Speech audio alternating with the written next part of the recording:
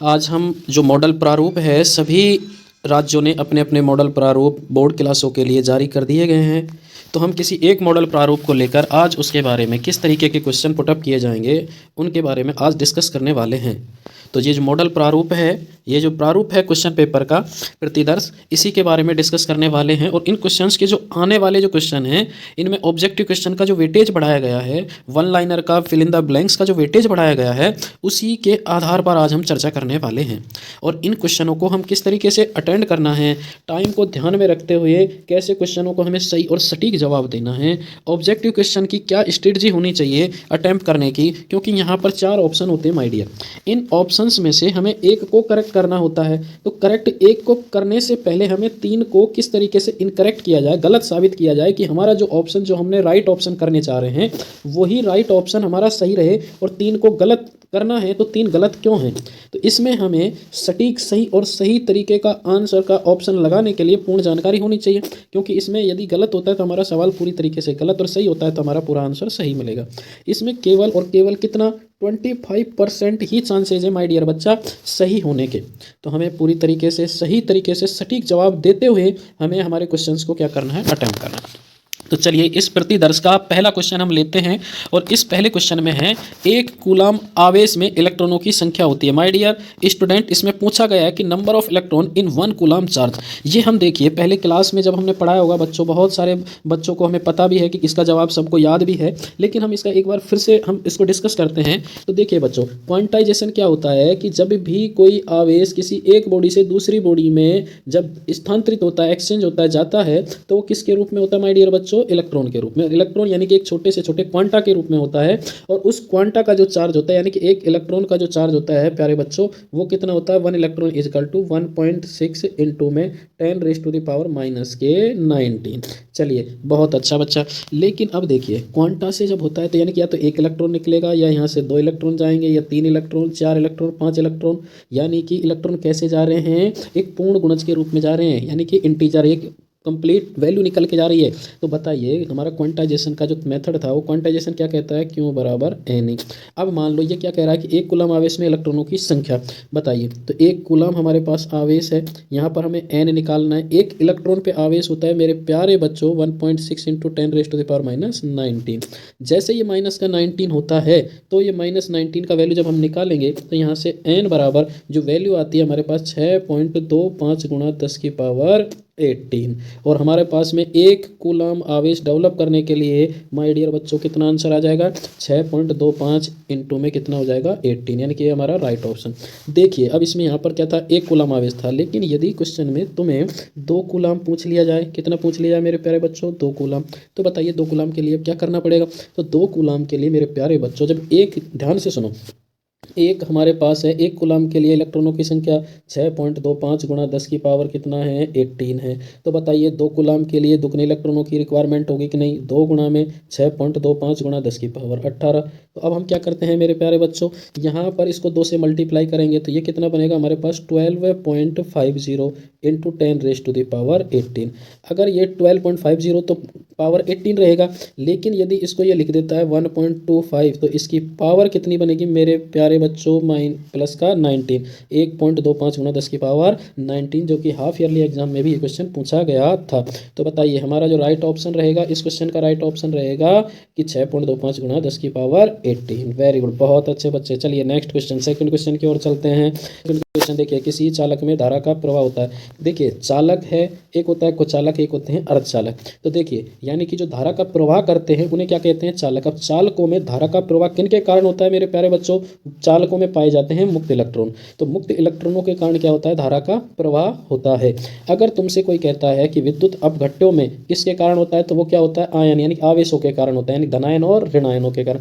लेकिन मेरे प्यारे बच्चों अगर अर्धचालक का तुमसे पूछ लेता है तो अर्धचालकों में क्या होते हैं, इलेक्ट्रॉन यानी कि इलेक्ट्रॉन होते हैं, और साथ में क्या होते हैं, होल, या जिन्हें कोटर या कैविटी कहा जाता है। तो होलों के कारण क्या होते हैं, अर्धचालकों में धारा का प्रवाह होता है।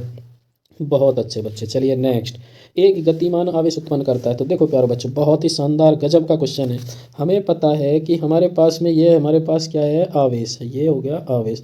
आवेश की 3 कंडीशन मैं आपको पूरा डिटेलिंग कर रहा हूँ जब आवेश एट रेस्ट क्या है मेरे प्यारे बच्चों, रेस्ट में है, आवेश रेस्ट में है, यानी कि V इक्वल टू कितना हो गया, जीरो। जैसे जीरो है तो यहाँ केवल और केवल इलेक्ट्रिक फील्ड बनाएगा।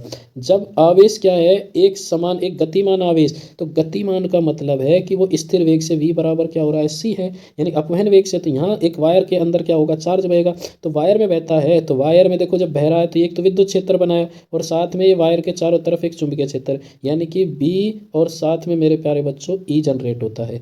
लेकिन यदि आवेश कैसा है मेरे प्यारे बच्चों, त्वरित है, त्वरित को क्या कहा जाता है, accelerate.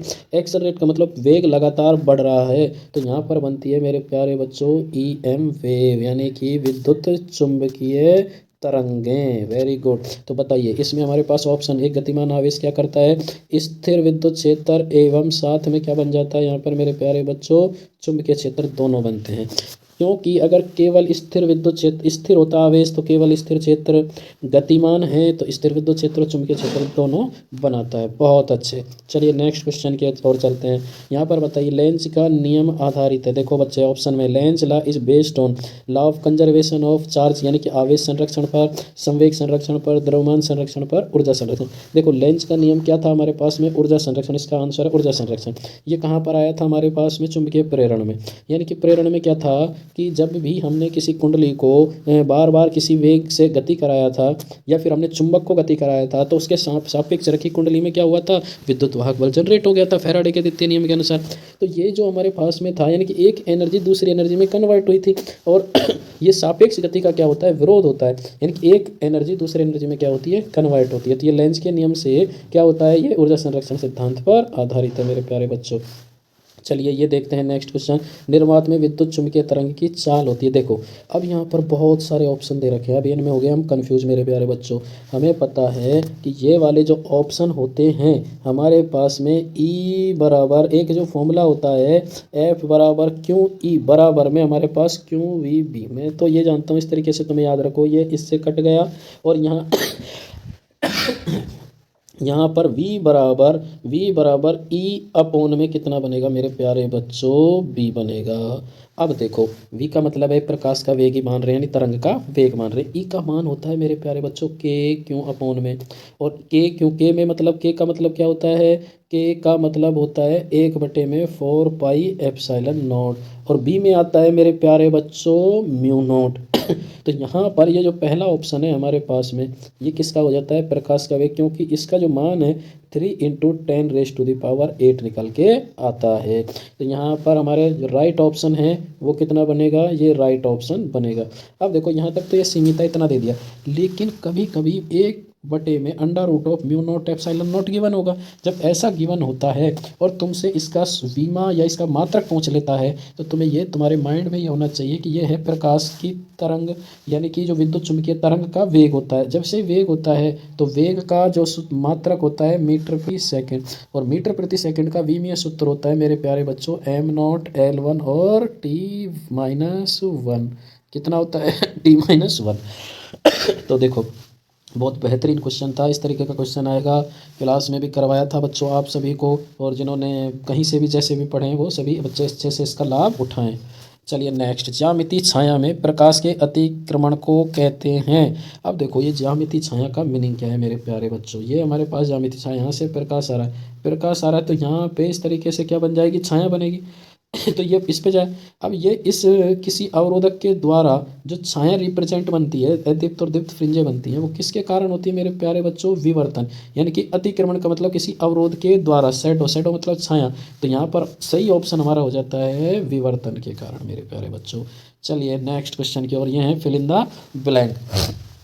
Fill in the blank में देखिए, दो समांतर धारावाही चालक तारों में एक ही दिशा में धारा प्रवाहित हो रही है, तो एक दूसरे को, अब देखो ये क्या है, मान लो एक चालक तार ये है, इसमें धारा ऊपर की ओर, एक दूसरा चालक तार ये है, धारा ऊपर की ओर, दोनों एक दूसरे से कुछ दूरी पर स्थित है। मान लो ये कुछ दूरी बन गई हमारे पास d, इसमें धारा है I1 और इसमें धारा है मेरे प्यारे बच्चों I2।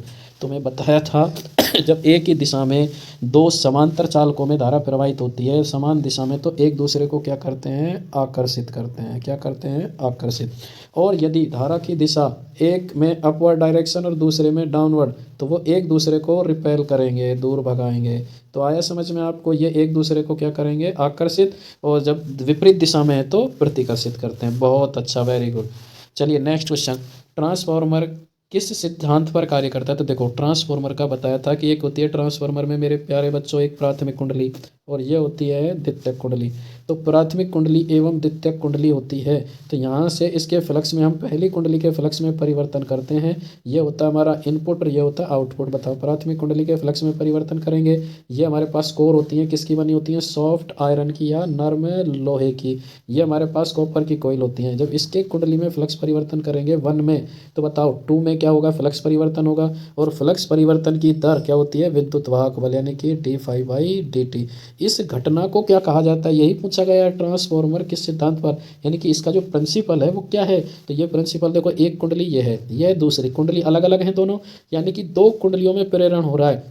तो इस घटना को दो अलग अलग कुंडलियों में जो ये घटना होती है इसको अन्योन प्रेरण कहा जाता है, म्यूचुअल इंडक्शन कहा जाता है। म्यूचुअल का मतलब है एक पास में रखी अन्य कुंडली में ईएमएफ जनरेट हो जाना, बन जाना, विद्युत वाहक बल क्या कहलाता है, अन्योन प्रेरण कहलाता है। तो अगर ध्यान से सुनो, दो वर्ड है, एक होता है सेल्फ इंडक्शन। सेल्फ का मतलब होता है माय डियर, सेल्फ का मतलब होता है स्वयं, क्या होता है, स्वयं। और एक होता है म्यूचुअल। म्यूचुअल का मतलब होता है अन्य, क्या होता है, अन्योन। अब देखो, स्वयं का मतलब है इसी कुंडली में, यही कुंडली है, इसी के धारा परिवर्तन से, इसके फ्लक्स में परिवर्तन होने से इसी में क्या जनरेट हो जाता है, ईएमएफ जनरेट हो जाता है। अन्योन प्रेरण में क्या होता है, एक कुंडली ये और एक दूसरी कुंडली इसके पास रखी है, इसके धारा के मान में परिवर्तन करने से इस वाली कुंडली में क्या हो जाता है, ईएमएफ बन जाता है। इसमें क्या किया, धारा परिवर्तन, और इसमें ईएमएफ जनरेट हो जाता है। तो जब स्वयं एक ही कुंडली में होता है तो उसे स्वयं प्रेरण, और दो अलग अलग कुंडलियों में एक कुंडली में परिवर्तन करने से दूसरी कुंडली में ईएमएफ जनरेट हो जाता है, बन जाता है, तो उसे अन्योन प्रेरण कहते हैं। तो ट्रांसफार्मर में दो कुंडली होती है, एक प्राथमिक एक द्वितीयक। तो बताओ क्या बनेगा, अन्योन प्रेरण का सिद्धांत बनेगा my dear student, very good. चलिए क्वेश्चन नंबर 3 की ओर चलते हैं। 0 केल्विन को कहा जाता है परम शून्य ताप। क्या कहा जाता है मेरे प्यारे बच्चों, परम शून्य ताप। अब ये परम शून्य ताप होता है 0 केल्विन, यानी कि इसको न्यूनतम संभव ताप भी कहा जाता है। कितना, न्यूनतम संभव ताप। अब बताइए इस न्यूनतम संभव ताप पर अर्धचालक कैसे व्यवहार करते हैं। तो मैं बताया था कि अर्धचालक क्या होता है मेरे प्यारे बच्चों, ना तो वो चालक होते हैं ना ही कुचालक, यानी कि चालक की भांति भी व्यवहार करते हैं, कुचालक की कब करते हैं, यदि रूम के टेम्परेचर से कम ताप है। मान लो कि हमारा जो ताप है वो 20 डिग्री है रूम का, तो 20 डिग्री से कम ताप पर किसकी तरह व्यवहार करेंगे, वो कुचालक की भांति, किसकी तरह, कुचालक की। और 20 से अधिक पर किसकी तरह, चालक। अब बताओ, ये जब 20 डिग्री पे ये हाल है तो 0 केल्विन पे तो ये क्या रहेंगे, कुचालक रहेंगे कि नहीं रहेंगे। तो आई होप आपको समझ आ गया होगा कि 0 केल्विन यानी कि शून्य ताप पर तो ये किसकी भांति व्यवहार करेंगे, कुचालक। क्या हो जाएगा, कुचालक, वेरी गुड। तो इसको अच्छे से समझ गए होंगे, कुचालक की भांति व्यवहार करेगा। चलिए नेक्स्ट, फोटोन का विराम द्रव्यमान होता है। तो मेरे प्यारे बच्चों, फोटोन का विराम द्रव्यमान होता है, कितना होता है, शून्य होता है। फोटोन का विराम द्रव्यमान कितना होता है, शून्य होता है। ये लिखवाया भी है मेरे प्यारे बच्चों। देखो, दिष्ट धारा के लिए प्रेरण प्रतिघात होता है। अब देखो, आपको चीज़ों को इस तरीके से पढ़ना है कि जो लाइन बाय लाइन है एनसीईआरटी में, और आपको जो लिखाए गए हैं नोट्स, उनको अच्छे से स्टडी करना है कि हाँ किस तरीके से कौन सी चीज़ से क्वेश्चन पुटअप हो सकता है। जहाँ भी नोट डलवाया है उनको विशेष तौर पर आपको, और अंडरलाइन करा है उनको विशेष तौर पर आपको रीड आउट करना है, अच्छे से देखना है। तो देखो, दिष्ट धारा के लिए प्रेरणिक प्रतिघात। सबसे पहले प्रतिघात क्या होता है, प्रतिघात क्या है, किसी भी कुंडली के द्वारा जो धारा मार्ग में बाधा उत्पन्न की जाती है उसे प्रतिघात कहा जाता है। अब देखो, केवल किसके द्वारा, कुंडली के द्वारा, तो क्या बना, वो प्रेरण प्रतिघात बन गया। अब इसका जो फॉर्मूला होता है वो होता है मेरे प्यारे बच्चों XL। L का मतलब कुंडली से रिप्रेजेंट किया जा रहा है, इंडक्टर। अब देखो, XL इजिकल टू ये होता है ओमेगा L। क्या होता है, ओमेगा L। अब ये जब ओमेगा L आता है तो हम ओमेगा को ऐसे लिख सकते हैं 2πf और L मेरे प्यारे बच्चों। अब देखो, फ्रीक्वेंसी वर्ड आ रहा है, फ्रीक्वेंसी। एक्स एल का मान फ्रीक्वेंसी पे निर्भर कर रहा है, एल तो नियत हो गया, 2 पाई भी नियत, तो यानी कि एक्स एल है जो directly proportional to F frequency के समानुपाती होगा। अगर आवृत्ति बढ़ेगी तो देखो प्रतिघात बढ़ेगा, आवृत्ति कम होगी तो प्रतिघात घटेगा। तो मुझे ये बताइए मेरे प्यारे बच्चों कि दिष्ट धारा में जो आवृत्ति का मान होता है वो कितना होता है। तो मैं बताया था कि दिष्ट धारा नाम ही दिष्ट है, उसका दिष्ट धारा है, तो वहाँ वो आवृत्ति बनती नहीं है, वहाँ पर वो कैसा होता है, स्ट्रेट लाइन होता है। इसका नाम ही क्या है, दिष्ट का डीसी, डायरेक्ट है। आवृत्ति जब नहीं बनती है तो वहाँ पर फ्रीक्वेंसी का मान जीरो, और जब फ्रीक्वेंसी का मान मेरे प्यारे बच्चों जीरो है तो बताओ एक्स एल इजिकल टू भी जीरो बनेगा, और एक्स एल जीरो बनेगा तो दिष्ट धारा में प्रेरण प्रतिघात का मान भी कितना हो जाएगा, शून्य हो जाएगा। आई होप आपको समझ आया होगा, बहुत शानदार तरीके से आपने बहुत अच्छा किया है ये, वेरी गुड। चलिए नेक्स्ट मेरे प्यारे बच्चों देखो, प्रकाश के ब्लैंक खाली स्थान है के लिए अवरोध के आकार को प्रकाश के तरंग दैर्घ्य की कोटि का होना चाहिए। अब देखो किस में होना चाहिए, तो ये हमारे पास में हमने व्यतिकरण विवर्तन पढ़ा, तो जब ये विवर्तन पढ़ते हैं, डिफ्रैक्शन पढ़ते हैं मेरे प्यारे बच्चों, विवर्तन, तो विवर्तन के लिए अवरोध के आकार को प्रकाश के तरंग दैर्घ्य यानी कि लैम्बडा की कोटि का होना चाहिए। यानी कि प्रकाश का जो वेग है उसमें तरंग दैर्घ्य लैम्बडा की कोटि का क्या होना चाहिए, इसको होना चाहिए लैम्बडा के बराबर। आई होप आपको समझ आया होगा, फिल इन द ब्लैंक। चलिए थोड़ा और फटाफट करते हैं थोड़ा सा। ये देखिए मेरे प्यारे बच्चों, इसमें राइट और रॉन्ग हमें करना है, ट्रू एंड फॉल्स लगाना है। कुछ क्वेश्चन इस तरीके भी आने की संभावना है। तो हाइड्रोजन परमाणु की आयनन ऊर्जा कितनी होती है, अब तुम्हें पता होना चाहिए तो ये राइट है या फिर इसको क्या करना है, गलत करना है। तो इससे पहले देखो हमारे पास एनर्जी का फॉर्मूला होता है, यानी कि न्यूनतम उसके लिए माइनस का 13.6 बटे में एन स्क्वायर इलेक्ट्रॉन वोल्ट होता है मेरे प्यारे बच्चों। अब देखो पहली कक्षा में दूसरी में एन का मान कितना है, 1 है, 2 है, 3 है, ये रहेंगे कि नहीं रहेंगे एन का मान। तो यहाँ पर देखो आयनन ऊर्जा क्या होती है मेरे प्यारे बच्चों, आयनन ऊर्जा होती है किसी इलेक्ट्रॉन को न्यूनतम ऊर्जा यानी कि मूल ऊर्जा स्तर से, ये होती है इलेक्ट्रॉन, इसके क्या होते हैं, ये मूल ऊर्जा स्तर है। मान लो यहाँ से इलेक्ट्रॉन को बाहर निकालना है, तो यहाँ से बाहर निकालने के लिए दी जाने वाली ऊर्जा क्या कहलाती है हमारी, क्या कहलाती है मेरे प्यारे बच्चों, क्या कहलाती है, दोबारा बताइए, आयनन ऊर्जा। क्या कहलाती है, आयनन ऊर्जा, यानी कि मूल ऊर्जा स्तर से बाहर निकालने के लिए। तो बताओ 13.6, और इसको बाहर निकालने के लिए कितनी देनी पड़ेगी, प्लस की 13.6। इसका मतलब है इसकी आयनन ऊर्जा कितनी हो जाएगी, 13.6 प्लस का, कितना, 13 प्लस का, वेरी गुड। नेक्स्ट, एक इलेक्ट्रॉन अपनी उच्च ऊर्जा से निम्न ऊर्जा स्तर में गिरता है तो इस प्रक्रिया में एक फोटोन उत्सर्जित। देखो मेरे प्यारे बच्चों ये बहुत ही शानदार क्वेश्चन है। ये हमारे पास नाभिक, मान लो ये इनसाइड वाला नाभिक, इसकी पहली कक्षा, ये हमारे पास दूसरी कक्षा, ये हमारे पास इसकी ये हो गई मान लो तीसरी कक्षा। अब बताओ ये पहली कक्षा से यहाँ से जब ये बाहर जा रहा है तो इस ऊर्जा को कहा जाता है इसका ये बाहर जैसे निकल रहा है, इसे बाहर निकालने के लिए जो ऊर्जा की आवश्यकता पड़ती है, आयनन ऊर्जा। अब बताओ यहाँ से बाहर निकाल रहे हैं, इसमें ले जा रहे हैं बाहर, इसमें ले जा रहे हैं या इसमें ला रहे हैं, तो इन जिसमें भी ले जा रहे हैं जब बाहर निकालती है तो उसका नाम होता है आयनन ऊर्जा। क्या होती है, आयनन। लेकिन इस मूल ऊर्जा स्तर से किसी भी अन्य में लाने के लिए ऊर्जा देनी पड़ रही है, उसे बोला जाता है उत्तेजन ऊर्जा, उत्तेजन ऊर्जा। लेकिन माय डियर बच्चों जब नीचे से मूल ऊर्जा स्तर से उच्च ऊर्जा स्तर में ले जा रहे हैं तो ऊर्जा देनी पड़ रही है, और एक ऊर्जा स्तर में ऊर्जा कितनी देनी पड़ रही है, एच न्यू अमाउंट के बराबर। तो जरा सोचिए मेरे प्यारे बच्चों, जब नीचे से मूल से ऊपर जा रहे हैं, उच्च में जा रहे हैं तो ऊर्जा देनी पड़ रही है, तो क्या उच्च ऊर्जा स्तर से कोई चीज़ निम्न ऊर्जा स्तर में आएगा तो ऊर्जा छोड़ के आएगा कि नहीं, और जो छोड़ना होता है ऊर्जा को क्या कहता है, उत्सर्जन। नीचे से ऊपर जाए अवशोषित करके जाएगा, और ऊपर से नीचे आता है तो ऊर्जा को उत्सर्जित। इसका मतलब इसमें भी क्या है, ट्रू, पहले वाला ट्रू, दूसरे वाले में भी ट्रू, वेरी गुड। थर्ड लेते हैं, हाइड्रोजन बम की क्रियाविधि। ये हाइड्रोजन बम की जो क्रियाविधि माय डियर, वैसे हाइड्रोजन बम हाइड्रोजन नाम से, और हाइड्रोजन में यानी कि छोटे नाभिक है 1H1 और 1H1 मिलके क्या बना लेते हैं, 1H2 ड्यूटेरियम बना लेते हैं या हीलियम का बना लेते हैं नाभिक, और ये क्या होता है हमारे पास में नाभिकीय संलयन। इट मीन्स ये क्या हो जाएगा, फॉल्स हो जाएगा।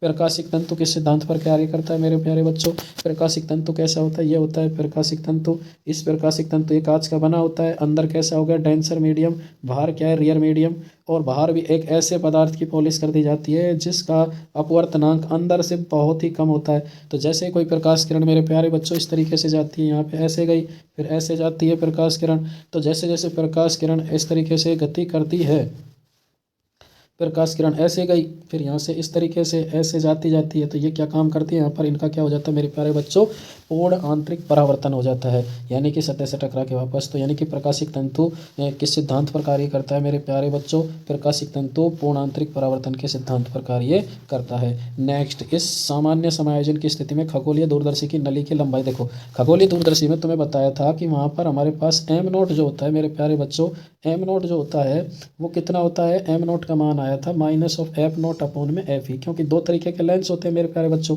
और दो तरीके के लेंसों में पहला जो लेंस हमारे पास है ये ऑब्जेक्टिव लेंस है, और ये आई लेंस, यानी कि इसको कहा जाता है अभिदृश्यक। क्या कहा जाता है, अभिदृश्यक। और ये होता है हमारे पास नेत्रिका।